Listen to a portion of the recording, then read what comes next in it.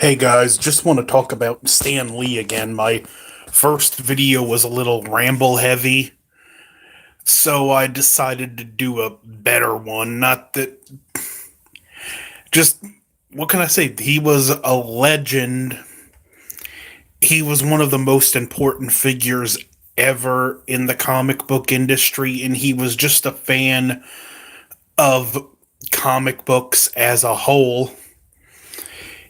He he even DC Comics, even though they were business rivals for him, it didn't matter. He was friends with Bob Kane, the creator of Batman. I got the Blu-ray for the Dark Knight animated movie, and there's a documentary about Bob Kane on there, and they interviewed Stan Lee, and he talked about going to the Batman premiere with Bob Kane, and when the Spider-Man movie came out, one of his biggest regrets was Bob Kane wasn't there to enjoy it with him. He loved the business as a whole, not just the company he was a part of. When I was a kid, when I was in grammar school, they had this great Spider Man animated cartoon series that came out, and I always couldn't wait to get home from school and watch it. Not really knowing much about the who created Spider-Man or anything.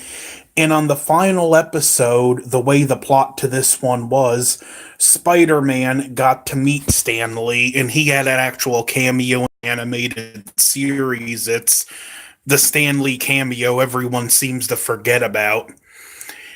And he worked with the industry until towards the end. He was an executive producer with the movies. His cameos were always a highlight, even though here in the last few years I just got burnt out on the genre. I would always look forward to when I would get around to watching the new ones, seeing his cameo. And whether that's going to continue or not is up in the air. I don't know if I would be up for just doing him in computer. I don't know if that would be in good taste or not. But he was a man, as I said in my first video, he brought so much joy to so many people. He loved the business, he loved the fans, something that a lot of creators need to learn to do more now.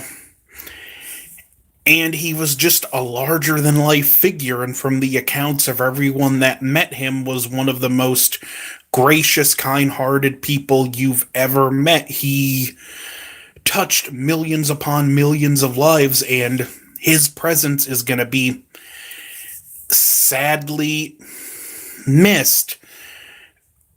He was one of the people that was involved in comic books back when it wasn't glorious, and he loved it. Back in even the 30s, he argued with the chief editor of Marvel that we should start making our books to appeal to older audiences, and that editor at the time didn't believe in it. He was like, we only have nothing but small children and a few very illiterate adults reading our books. We don't need to make them more mature. But eventually that's what Stan Lee did.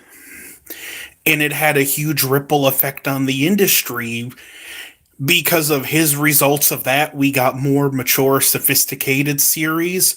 We got the short-lived DC Comics Green Arrow, Green Lantern comics, which were brilliant. I have a reproduction of the one that deals with racism, and it's even today that's a very powerful issue, and that was Stan Lee's influence because he decided we need to make these comics more mature for smarter audiences, and it came across today. We might not have even had some of the most legendary graphic novels ever made if it wasn't for him breaking that ground and making comic books more mature and intelligent.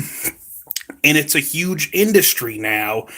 An industry that, if it wasn't for people like him, Jack Kirby, and a few others, probably wouldn't have survived past the 60s.